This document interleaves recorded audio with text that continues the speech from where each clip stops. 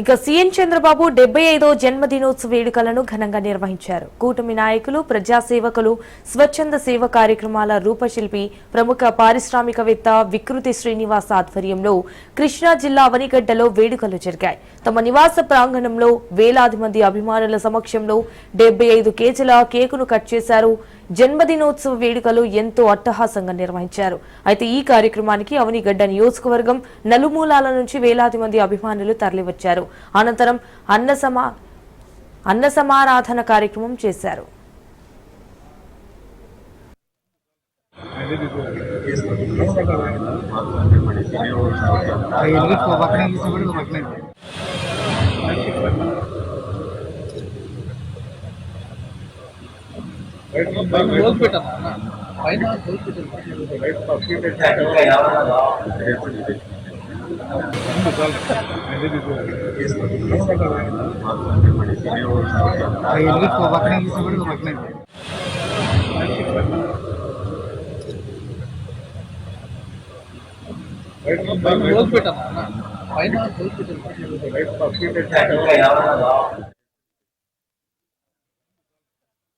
చంద్రబాబు నాయుడు యొక్క జన్మదిన వేడుకలు అవనిగడ్డలో జరుపుకుంటాం. చాలా ఆనందంగా ఉంది. ఎందుకంటే మనం ఆయన గురించి చాలా చెప్పడం, ఎంత చెప్పినా మన గౌరవ ముఖ్యమంత్రి గారి గురించి చెప్పిన తప్పే.